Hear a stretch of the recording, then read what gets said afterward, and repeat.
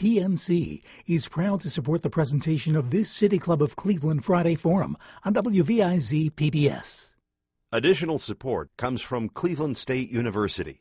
Support for closed caption transcripts of City Club forums is provided by the Nordson Corporation Foundation.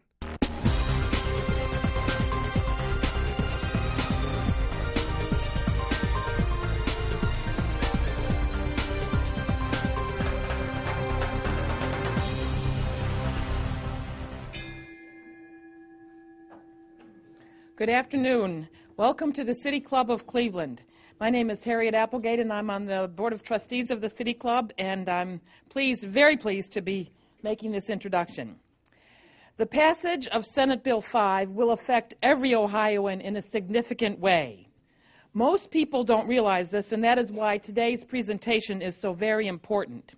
Collective bargaining, and unions for that matter, are not things that the general population, even the informed general population, have had to think much about since the early 80s in Ohio when we won collective bargaining for public employees. Collective bargaining brings much to Ohio. It is the appropriate tool for labor management relations in a democracy. It amounts to discussion and resolution, the tools used in civil society for human interaction. Just as when individuals disagree, we all agree that they should sit down, discuss, and then resolve the problem, rather than have one crush the other and completely dominate. Just as we know that nothing good comes out of a relationship of complete dominance when it comes to individuals, so we can understand and predict what will happen if management were to completely dominate labor. While collective bargaining may have no place in an authoritarian society or a dictatorship, it is indispensable to democracy. Unions make critical contributions to civil society as well and help democracy function. Unions raise wages for everyone, not just their own members. Unions lift people out of poverty. They brought us the middle class, and they grow the middle class wherever they exist. Unions are equalizers. They not only reduce the wage gap between the highest and lowest wage earners, but they disproportionately help those who need it the most by raising wages for those in low wage categories by about 30% on average, and high wage categories by about 10%. Today, Seth Rosen, Vice President of the Communications Workers of America District 4, is going to talk more specifically about Senate Bill 5 and what can be done about it. Seth has spent his entire career fighting for workers' rights. As a new hire at AT&T, he was instrumental in organizing Jobs with Justice. He served his home Local 4309 for many years and fought many battles, even battling within against the legendary Marty Hughes. A scrappy guy like this in the labor movement has one perfect niche: organizing, the lifeblood of the labor movement. And that is what Seth eventually became, an organizer for the International Union, where he worked in 5 states. The life of a union organizer is challenging in every way, not the least of which is that you work very closely with a group of people for so long, and when the campaign is over, you leave. Fortunately for the members, Seth didn't leave. He ascended to District Vice President, which is an international vice president, and now he gets to interact with all those he organized over the years. He now has responsibility for coordination of bargaining, organizing, and political action for the 75,000 CWA members in Ohio, Michigan, Indiana, Illinois, and Wisconsin. All of those which are the most embattled states in the entire nation right now with regard to this same issue.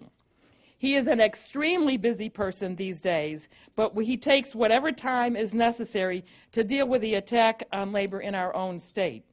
It is my honor and great privilege to be able to introduce to you my brother and friend, Seth Rosen.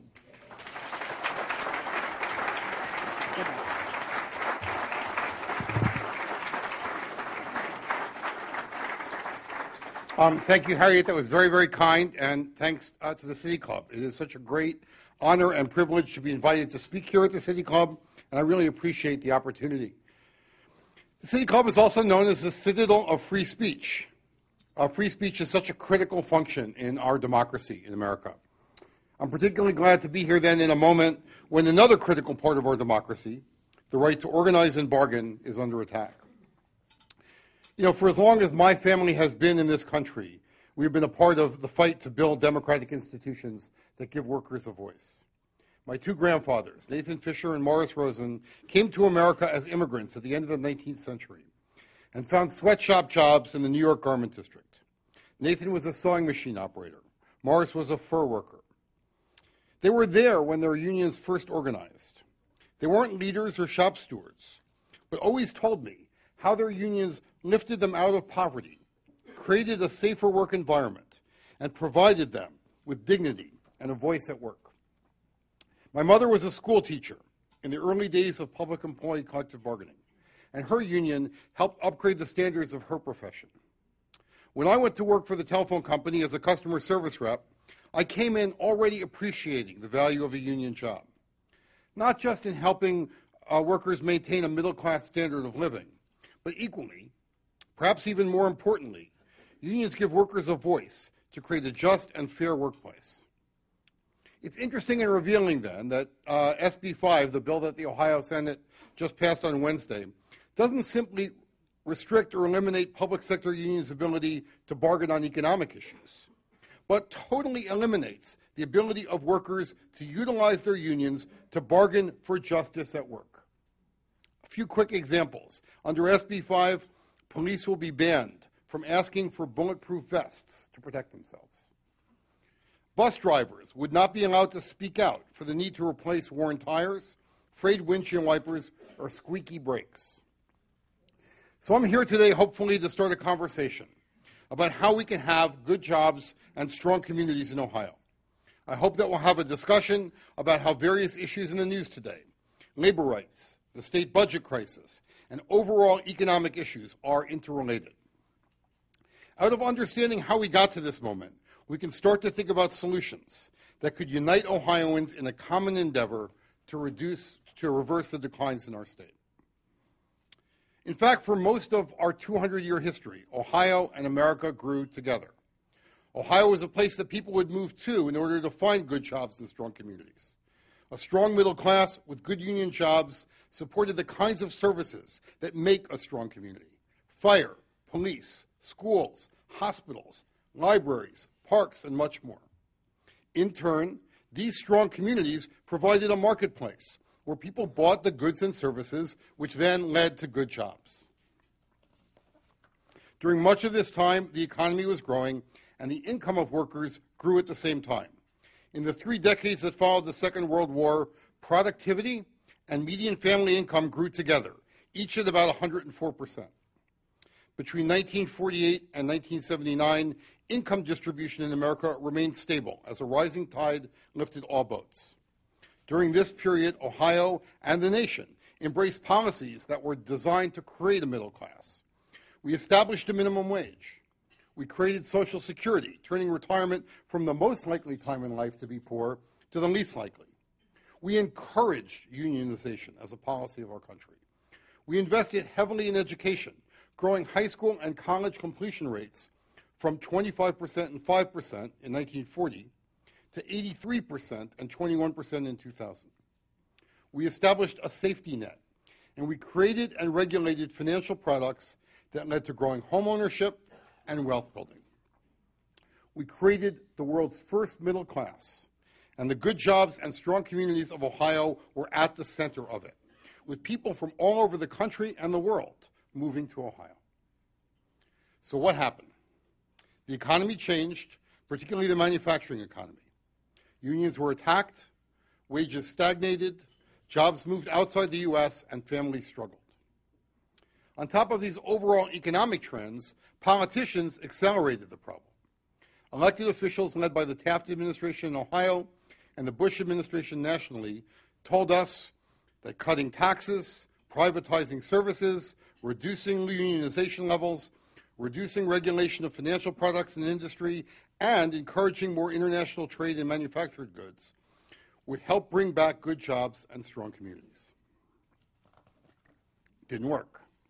In fact, it led to lower wages, fewer jobs, lower quality jobs, more debt, and fewer resources to support the public structures, services, and institutions that build strong communities. It did help enrich a lot of people, though, people at the top.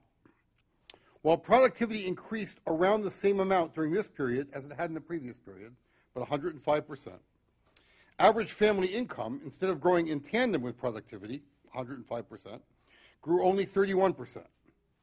Between 2000 and 2005, the period of the Bush and Taft administrations, median income actually declined by 2.3% during a time that productivity increased 16.6%. Unlike in the previous 30 years, when incomes grew together with growth, between 1979 and 2000, the richest 10% accounted for 91% of the average income growth. The top 1% alone captured 37% of the growth in the economy. The top 1%, 37% of the growth. This giant pool of money, as I heard it called on NPR once, in the hands of a few, did what always happens throughout human history to giant pools of money in the hands of a few. It went looking for a casino. From tulips in Holland to the bubble described by Charles Dickens in the opening to Nicholas Nickleby to the 2008 financial crisis, it found a speculative vehicle to gamble on. This Wall Street-led financial crisis, on top of the longer-term crisis of stagnating income, tore a gaping hole in the American economy. At the current rate of job growth, it will take 17 years to return America to full employment. The human toll on our unemployed and underemployed citizens is incalculable, not just in simple economic terms, but also in personal and psychological costs. It has been well documented that unemployment increases rates of depression, suicide, domestic violence, substance abuse, and child abuse. For young people whose unemployment rate in 2010 was 19.6%, the highest in over 60 years, the consequences may be long-lasting. Peter Coy, writing in Bloomberg Businessweek, wrote, quote, "For people just starting their careers, the damage may be deep and long-lasting, potentially creating a kind of lost generation. Studies suggest that an extended period of youthful joblessness can significantly depress lifetime income as people get stuck in jobs that are beneath their capabilities or come to be seen by employers as damaged goods," unquote. What kind of goods and services will this lost generation be able to buy? What kind of communities will they be able to support? You know, when I was 22 years old and looking for a job in 1979, it was the beginning of the changes in the economy, and it was a little tough to find work.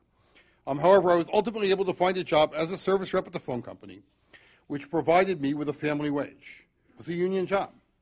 I got married, I had 2 kids, I bought a house, I contributed to a strong community in Cleveland Heights, Ohio, based on the union wages and benefits that I earned. My kids, now 25 and 29, and many of their friends don't have these same opportunities that I've had. However, these are not the only consequences of this current economic crisis, because it's this very hole in the economy that is the primary cause of the state budget crisis in Ohio, Wisconsin, and elsewhere. People without jobs don't pay taxes. People without good jobs can't contribute much either. On top of that, we have reduced taxes on wealthy individuals and corporations in states like Ohio. So, for example, the 2005 tax cuts in Ohio have led to the loss of $2 billion with a B dollars a year in revenue, according to the Ohio Department of Taxation. That's $4 billion over this biennial budget. Or in other words, fully 50% of the $8 billion hole in the budget that people have heard talked about was the result of these tax cuts. It's roughly the equivalent, for those of you who want to think about the attacks on public employees, it's roughly the equivalent to the cost of firing around 2/3 of all public workers that work for the state of Ohio, $2 billion. So what are the proposals that are currently on the table to deal with this? In Governor Kasich's inaugural address, he talked about not being selfish. I agree with that, totally agree with that. In times of crisis throughout our history, Americans have always believed in shared sacrifice. Most famously, during the two world wars, Americans united and all sacrificed for the common good of the nation. However, those are not the kind of policies that are being introduced by the Kasich administration. Instead of a balanced approach on the budget crisis, like more than 30 other states have done, Kasich has articulated an ideologically motivated, radical, cuts-only approach. Instead of working to retain good jobs, he seeks to eliminate them, both by destroying public sector collective bargaining and weakening private sector labor rights.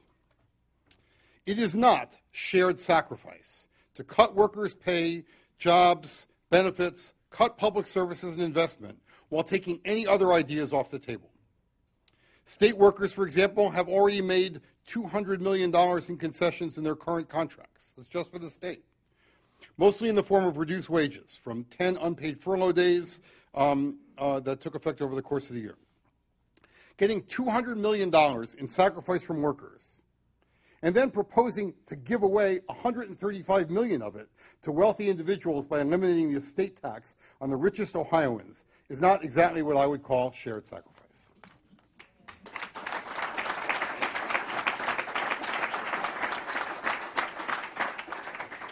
You know, one of the justifications for this unshared sacrifice, I guess we can call it, is that public workers are somehow a new privileged class that enjoys a lifestyle and a way of life that other workers don't, particularly in the private sector, can't ever hope to enjoy. And this viewpoint has been articulated by many governors, including New Jersey's Chris Christie, who recently said, quote, "In Wisconsin and Ohio, they have decided there can no longer be two classes of citizens, one that receives rich health and pension benefits and all the rest who will have to pay for them." Or Indiana Governor Mitch Daniels, who doing a recent speech in Ohio called public unions, quote, "the privileged elite," unquote. Well, Mitch, there's a privileged elite, all right. But it ain't the person plowing snow, diving into our flooded rivers, teaching our kids to read, or running into burning buildings. Who are they?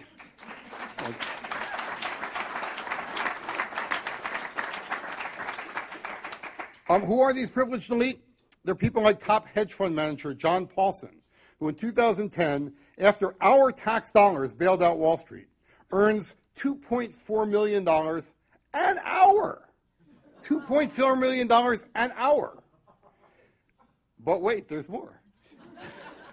And because of a tax loophole that has still not been closed, he pays taxes at a 15% rate, far below the rate of taxation paid by a firefighter, nurse, or teacher here in Ohio. In fact, the top 25 hedge fund managers made $25 billion last year. That is the equivalent to the salaries of 658,000 school teachers who teach 13 million students. Yet these governors are calling teachers a privileged elite. Personally, I think 658,000 teachers bring a lot more value to our country than 25 hedge fund managers.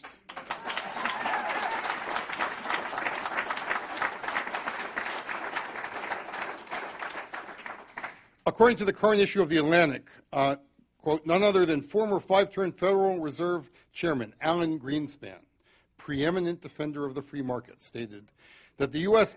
has fundamentally two separate types of economy, with high-income individuals, banks, and major corporations experiencing a significant recovery, and the rest of the economy, including small business and a significant amount of the labor force, stuck and still struggling.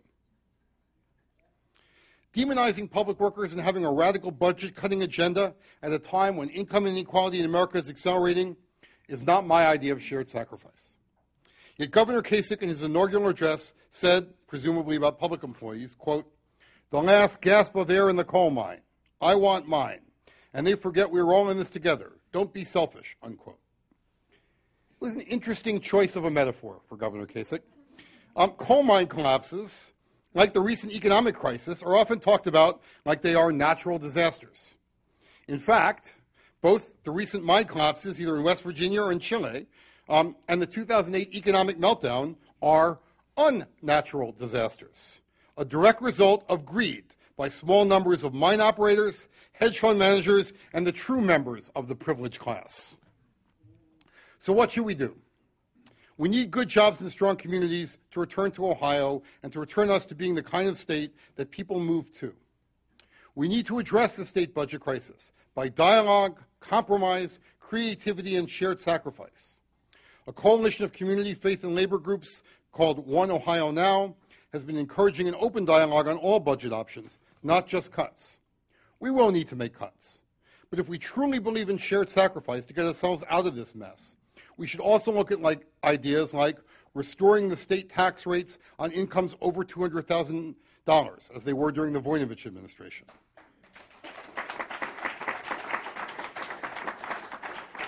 Slashing special interest tax breaks, such as there's a cap on sales tax paid by wealthy buyers of timeshares in jet aircraft. Can't make this stuff up. Or reinstating a state corporate income tax, which was just phased out, doing little, obviously, for Ohio's economy, and leaving us as one of only 6 states in the country that does not tax corporate profits. We need to work together, business, government, and labor, to put our unemployed and underemployed back to work in good jobs so that they can support middle-class communities.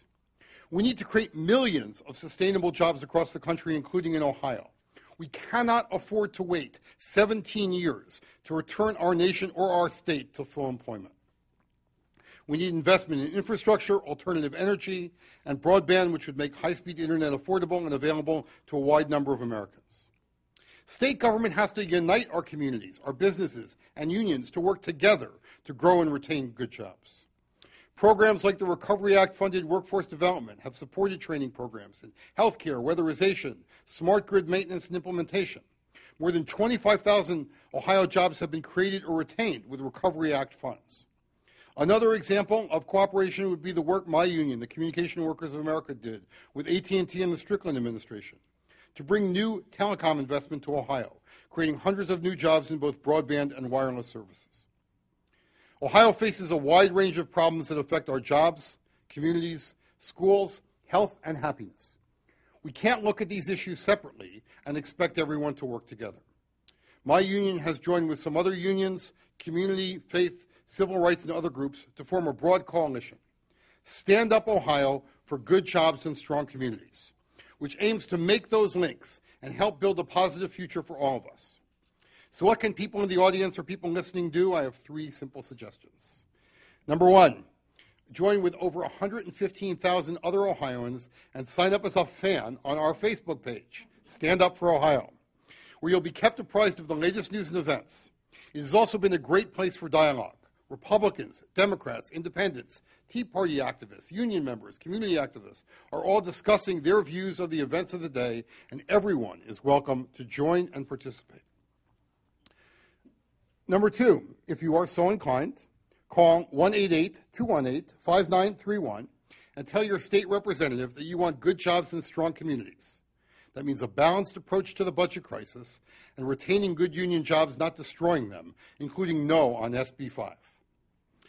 1-888-218-5931. You plug in your zip code and you got connected to your state representative. Number 3, attend one of the Stand Up for Good Jobs and Strong Communities events that will be happening all around the state on March 15th. A full list will be on the Facebook page and will also be listed on the website www.protectohiofamilies.com. But I can tell you that events in the Cleveland area include Strongsville, Oberlin, and Ashtabula. You know, there are many great groups and organizations doing a lot of things to respond to our current crisis, and we really do need many voices. However, the Kasich administration seems to have a strategy of divide and conquer. Our coalition has an answer for that. Unite together and stand up, Ohio, for good jobs and strong communities. Thank you very much.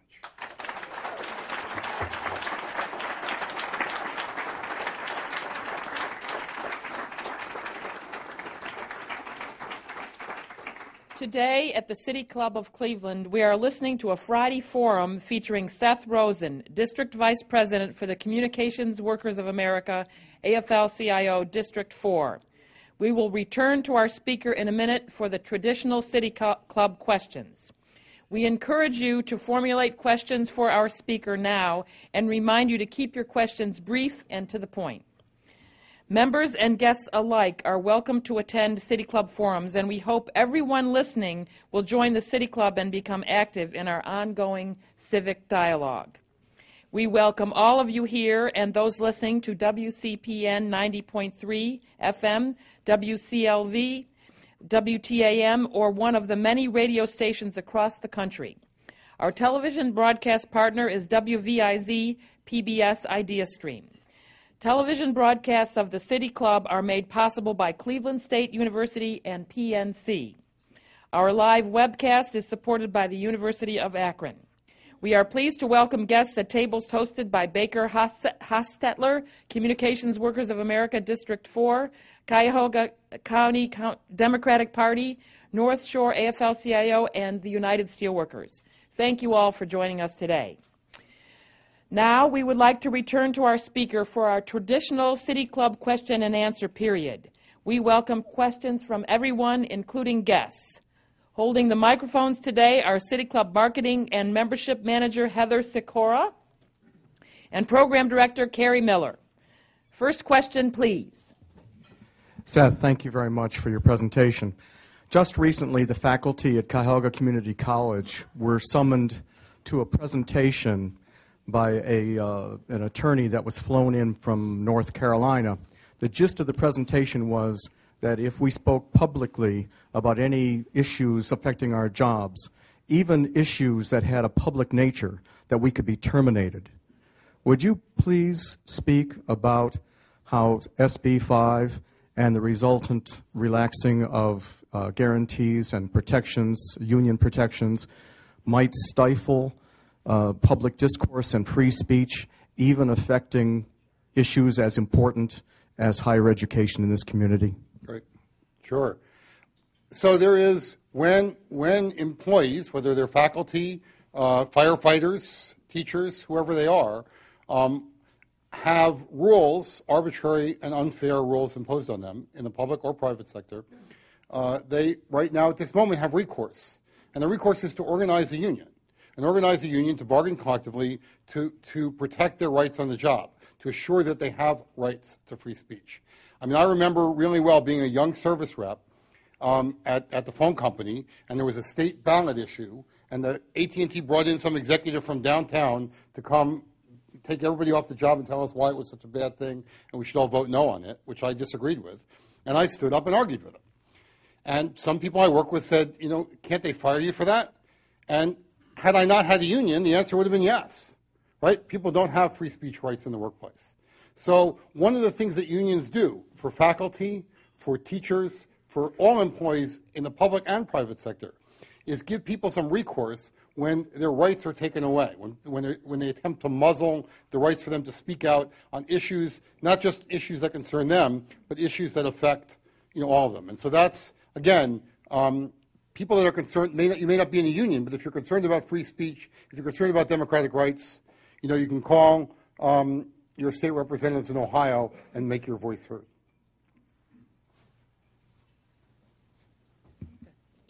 Thank you, Mr. Rosen. What is your response to the concern that an actual strike by public workers, not the threat of a strike, but actual work stoppage, is damaging and dangerous to the community? Okay. Thanks. That's a really good question, because it's one of the things that's done in this bill. So two answers.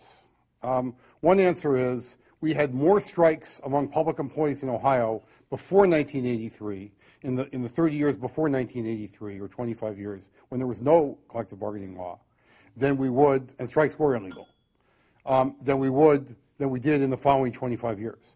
So, in fact, the result of collective bargaining has been to create a process that's an effective and fair process that has resulted in fewer strikes.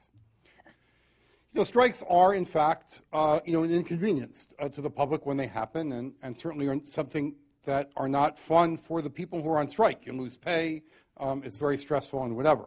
It's certainly something that we should, I think everyone would agree, we want to minimize in our society in either the public or the private sector.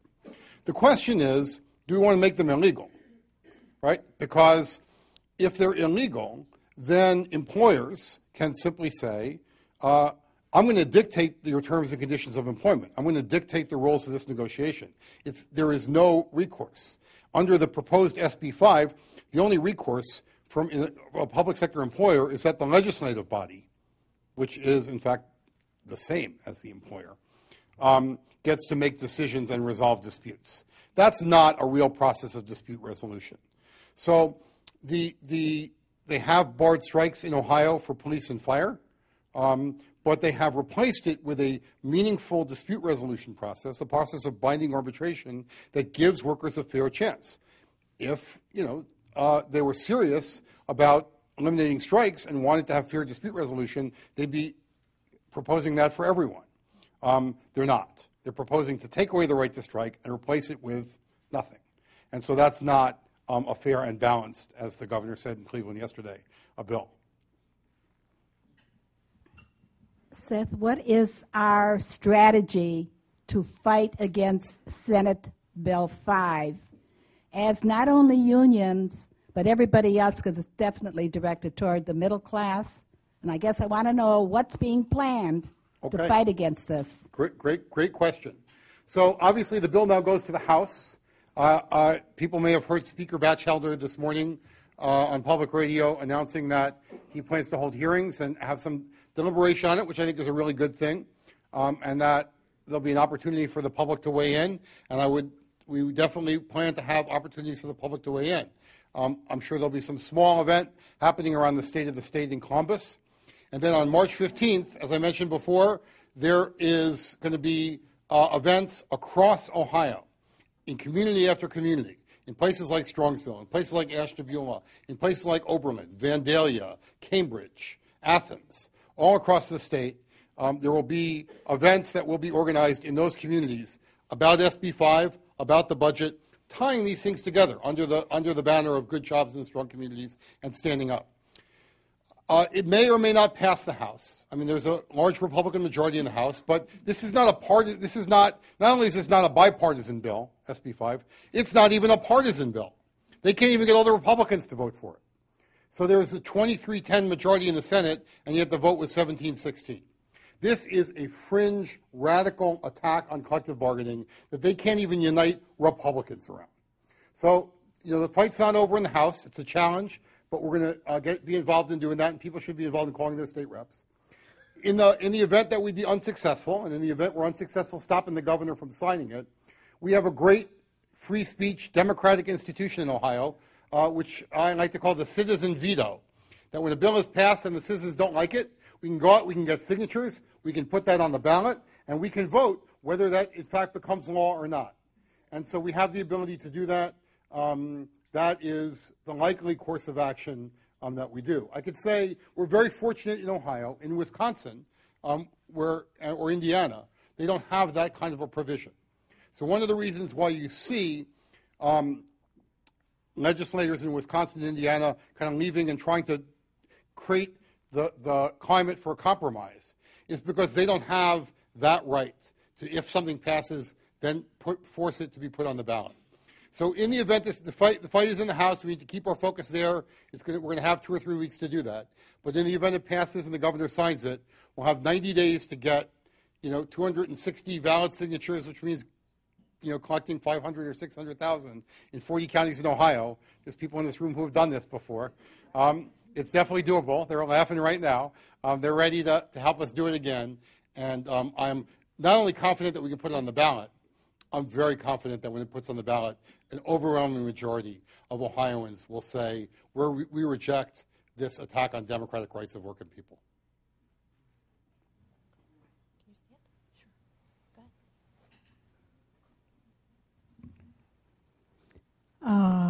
My question is, would you say a bit more about March 15th and why it's important for unions and community to turn out for that event? Great. Thank you. So March 15th is a day of action across the state sponsored by this coalition, Stand Up Ohio for Good Jobs and Strong Communities. It's a coalition not just of labor, and it's not just about labor issues. And the kind of logic of it, the reason for it is fairly simple.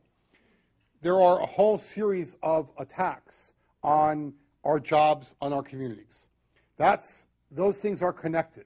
You cannot have strong communities without good jobs underpinning them. You can't have good jobs without strong communities where people live and they create a marketplace for goods and services. To get, a marketplace of demand for things that are made in their communities. Wouldn't it be nice to see made in Ohio on things again, like we used to see in this state, or made in Wisconsin or whatever? That's the kind of thing that would be helpful. And so these fights are all connected. The fights for labor rights, the fights on the budget and on our budget priorities, the fights for a decent place for clean water that comes out of the sink, the fights for police protection and safety, all of these things are connected. They're not separate fights. They're not separate issues. March 15th is a day to unite around all of these fights. And that's why it's so really important. It's really important that not just labor union members, not just people who are part of human services organizations or libraries or schools that are affected by budget cuts, but every citizen that cares about having good jobs and having strong communities comes out. It's important that it not just be in Columbus. People, ask me sometimes, you've been to Wisconsin, you've seen that. It's very exciting. It's very inspiring. Why aren't we having more things like that in Ohio? And, obviously there's a lot of reasons for it. But one of the reasons is ultimately it is about building a majority that's united behind good jobs and strong communities. Not just about having demonstrations of 100,000 or 200,000, but building a majority of 2 or 3 million citizens in Ohio who want to stand together on a broad agenda. And you don't do that by having rallies. Rallies are good and they're inspiring, and we'll have plenty of them. You do that by building it in communities, community by community.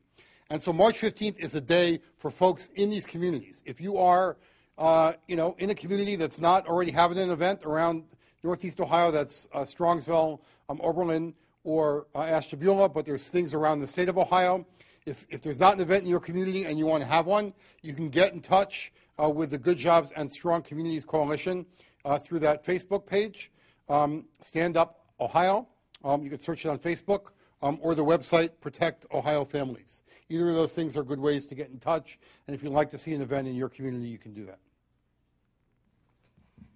Seth, I've been hearing from a lot of my neighbors who are parents of public school students and so forth. What is this bill actually goes through? What's it going to mean to, say, the contracts that have been hammered out over years between our teachers and the school boards and communities all over the state? I mean, what is going to be the immediate impact? And if it passes but there's a referendum, what happens in the interim? What can people expect?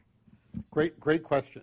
So if a bill passes and is signed into law, there's a period of time to come up with a small number of signatures that gets you to the ballot language states. I could like to talk for an hour on the arcane details of it if I actually knew them, but you're going to get my understanding of it, which is very simplified. So there's a small group that gets 1,000 signatures on the notion that there wants to be one. They then get ballot language approved and have the balance of the 90 days that are left from the time that was signed to gather the 261,000 or whatever it is ballot signatures. Once that first step is done, implementation of everything is put on hold.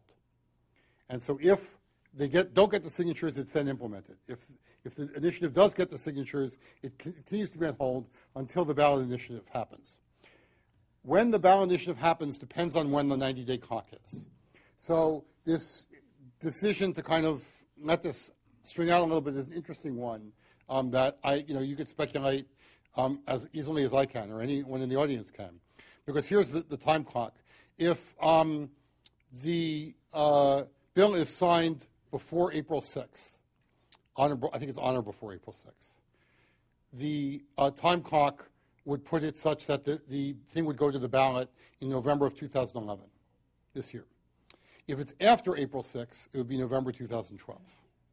So there's all kinds of strategic calculus that on both sides that go into that, but obviously the Republican leadership in the House and Senate and the governor really control when this thing passes, if it's going to pass. If they can get it passed, they control the time. So we'll see. And obviously once it's implemented, the second part of the question is what happens to people once it's implemented? And the answer is total chaos. I mean, there'll be all kinds of legal challenges. There'll be contracts in place that are they or are they not in effect will be an interesting legal question. Does the libertarian folks and some of our friends in the Tea Party have been very, very, very vocal about saying that we don't want the government to have the ability to abrogate contracts by the stroke of a pen, right? Some crazy left-wing socialist government could do that to private businesses. So we're not in favor of the government having the right to abrogate contracts. So we certainly have a way to unify with folks on that issue. That would be our hope. But there'll be some, and it may differ community by community. I mean, you raised about school teachers. So community A may honor their contract. The community next door, community B, may not. So it could be quite a lot of chaos. Not what Ohio needs at this critical moment in our history.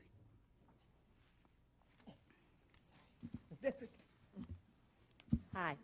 Seth, what's our strategy if the governor goes through with his threats to start laying off public sector workers now?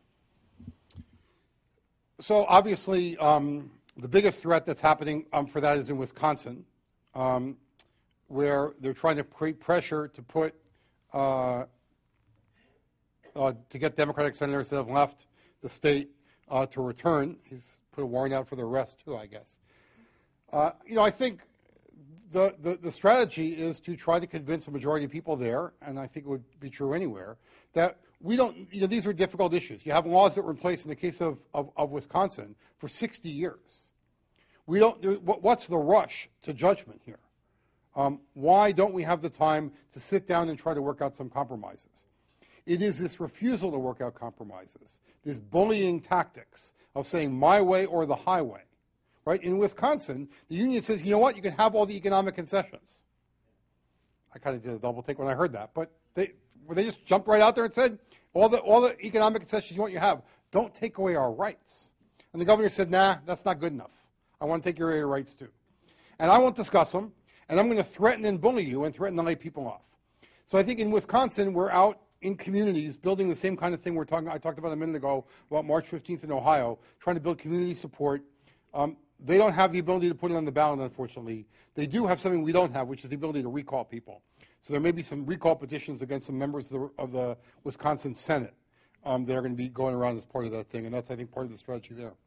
In Ohio, it's very frustrating because, CWA represents 7,000 public workers, mostly at higher ed, but in some local government. And I know the other unions in Ohio that represent public workers have worked very hard over the past few. It's been a long, tough time in Ohio, right? I don't need to tell anyone in this room or listening that this crisis didn't start yesterday. There's been trouble for a long time. We have worked very closely with the management that we deal with to try to solve problems. We've reduced, health care benefits and tried to help make reasonable health care solutions in every round of negotiations. As I said, the state workers gave up 10 furlough days, free days. It's the equivalent of $200 million. So unions have been trying to do this, and all of that was to avoid layoffs. All of that was to keep people working. Because the last thing we need in Ohio is more unemployed people. We got plenty of them. We don't need a single more unemployed person. So if Governor Kasich or Scott Walker or anybody else is thinking about as some strategic bullying maneuver to start laying people off, I would ask them to think about Ohio, to think about what's in the best interest of the state. We do not need one more unemployed worker. That's the last thing we need, no matter what your viewpoint is on any of these issues.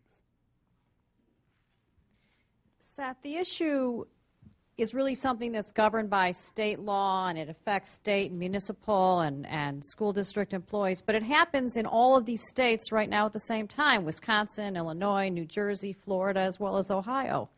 Why do you think all of a sudden in 2011 there's this attack on public employees, state and municipal and local employees, in all of these various states, not only in Ohio? Why is that? Yeah, that's a great question. So I guess one possibility might be coincidence. I suppose that's possible. Another more likely possibility is it's a coordinated effort.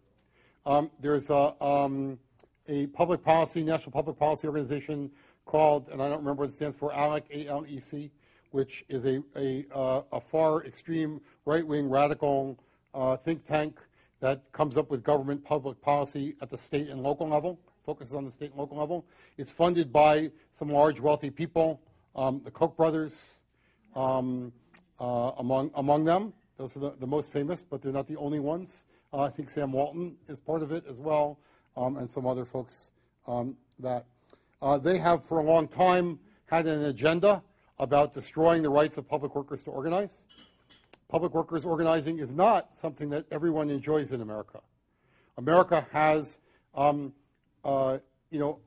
this is part of what makes it so complicated. And in the interest of not making this a 16-hour talk, I decided not to try and explain this. But I'll just mention that there's 50 different versions of public sector collective bargaining in America, from zero in a place like Mississippi to more rights in places like California or New York or Wisconsin or Ohio.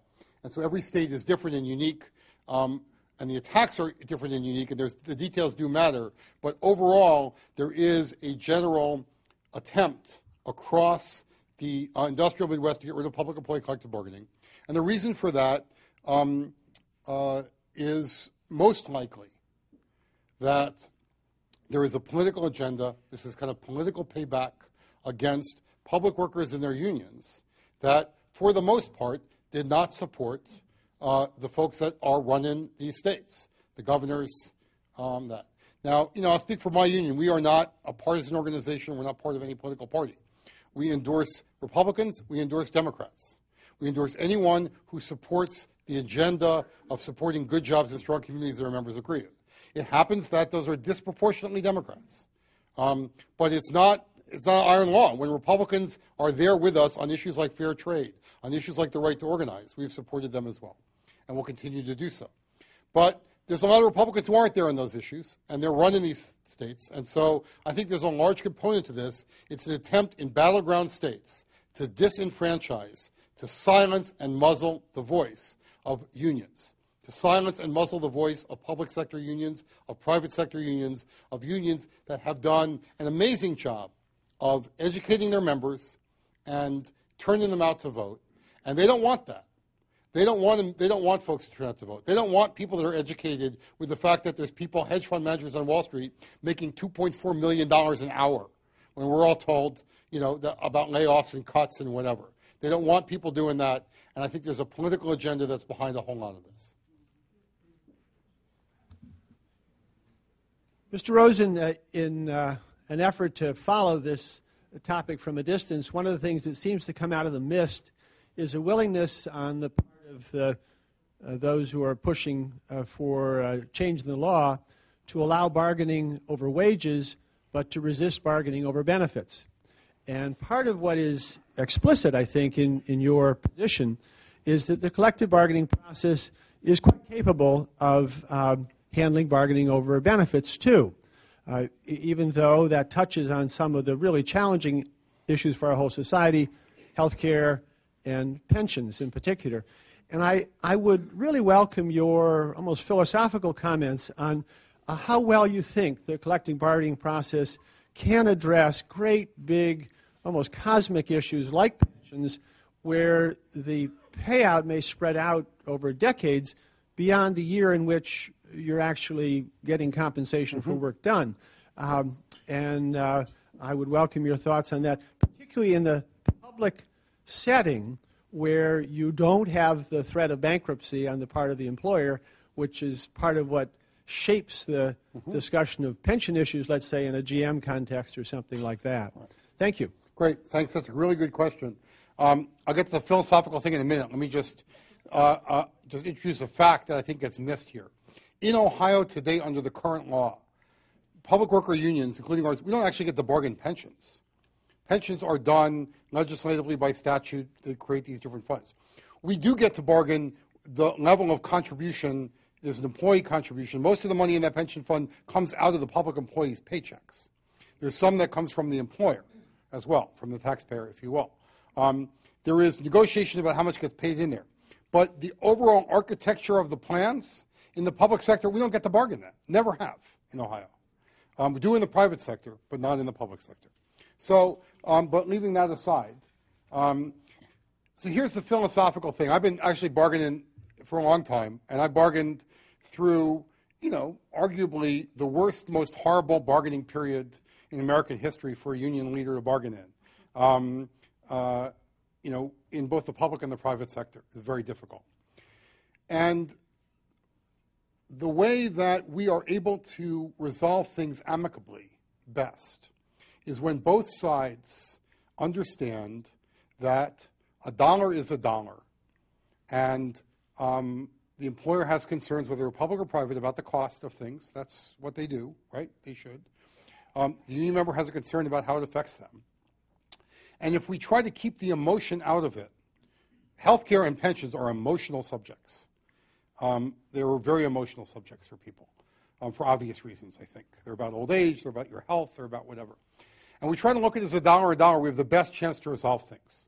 And so, what that means, for example, is when an employer, a public sector employer, pays $1 in wages, it costs them more than the dollar. There's other costs that get added on because it's wage costs, right? Everybody with me? If instead of paying that $1 in wage, so I'm making up a number. I don't know what the real number is. Let's say it's $1.10 or $1.20 or whatever it is. If instead of paying that $1.20 in wages, which costs $1.20, they instead picked up $1's worth of that employee's PERS contribution, okay, their employee contribution, that only costs $1. So from the point of view of the employer, not the employee, the employer, it's cheaper for them. It has less impact on their budget to pick up $1 of the employee's PERS contribution than to give them $1 in wages. For the point of view of the employee, it's the same thing, right? In fact, the PERS kind of thing is better. They could maybe even take 80 cents or 75 cents because it's pre-tax. Oh, thank you. PERS is the Public Employment Retirement System. It's one of the pension funds that exists in the state of Ohio. So you're in tough negotiations. The employer doesn't have money. The county, the city, the state, the university, the library, whatever it is under a budget crunch. You're trying to figure out ways to be fair and resolve it. Having the flexibility to say, you know what, instead of $1 in wages, we could give you 75 cents in a PERS contribution and you'll be better off, right, is a win-win situation in some cases, for example. Same thing with healthcare in terms of healthcare premiums or healthcare costs. There's different things. So tough negotiations are able to occur successfully when both sides have tools at their disposal, have flexibility. If the state of Ohio makes some of those tools illegal, makes it illegal for a municipality, a university, a library to say, I want to make some kind of trade-off between PERS and wages, they're going to create more labor tension, they're going to create more stress, they're going to make it more difficult. So I think that if people are interested in collective bargaining as a rational way of resolving problems, they're going to be in favor of giving negotiators the flexibility. Employers can always say no. They have the ability to say no. Oftentimes, a lot of the kind of deferred compensation solutions are raised, in my experience, at the bargaining table, not by the union, but by the management. It is often the management that seeks to do these other kinds of deferred compensations. Last thing in terms of the issue of kind of pensions and the long term. There clearly needs to be conversations in the public sector about pension reform. That the architecture of the pension system, which was not done through collective bargaining, it was done through the legislature, was at a time when people lived a lot shorter and worked a lot longer. And so the math doesn't work today the way it worked when it was created. And so you either have to put more money in or change. There's limited range options, really. It's not like calculus. It's like arithmetic. So that conversation needs to happen. That's, I think, non-controversial. The controversial thing is this going to get resolved by everybody sitting at a table and mutually coming up with a solution, or is it going to get resolved by a majority in the House and Senate ramming it down people's throats, removing their own people from committees to get stuff through the way they did with Senate Bill 5? That's the question that's out there.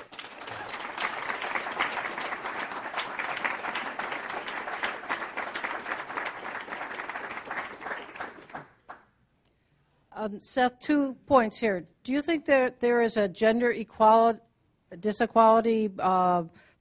point to this whole thing? And the second thing is that the raising of the oil and the gas prices, do you think that has anything to divert people's attention to what's happening? Great. Thank you. 2 good questions. I think that there's a lot of evidence that unions are the major factor in reducing gender gap in terms of wages. Tons and tons of evidence of that. That where all other things being equal, if women are in unions, there's much less of a wage gap, or in many cases no wage gap at all, than if they're not. And so unions have done that in both the public and the private sector. I mean, my mother was a school teacher, and the whole raising of that profession, which was predominantly women that were school teachers, is very much a result of public sector collective bargaining. In terms of oil prices, I'm not a big conspiracy theorist. I don't know that anyone's doing this, but I can tell you this, that people are really hurting in Ohio and in America. People have seen their wages stagnate for like 20, 30 years. People's wages went down on average in the last few years.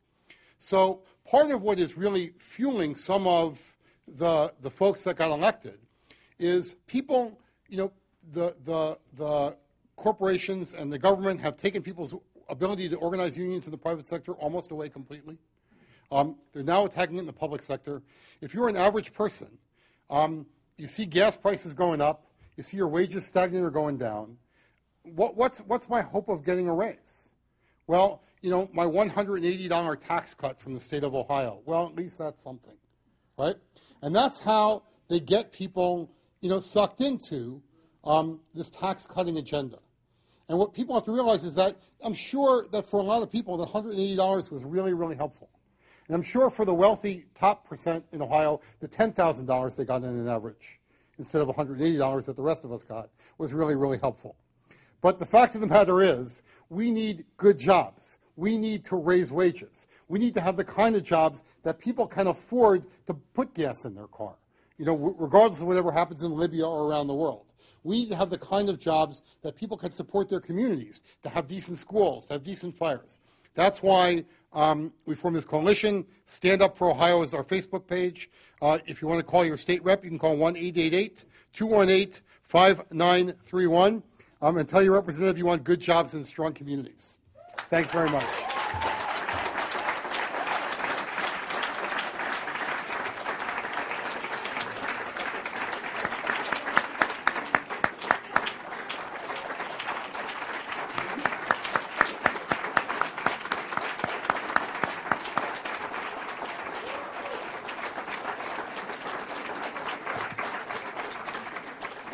Today at the City Club of Cleveland, we have been listening to Seth Rosen, District Vice President for the Communications Workers of America. Thank you, Mr. Rosen. Thank you, ladies and gentlemen. This forum is now adjourned. For information on upcoming speakers or for podcasts of the City Club, go to cityclub.org. PNC is proud to support the presentation of this City Club of Cleveland Friday Forum on WVIZ PBS.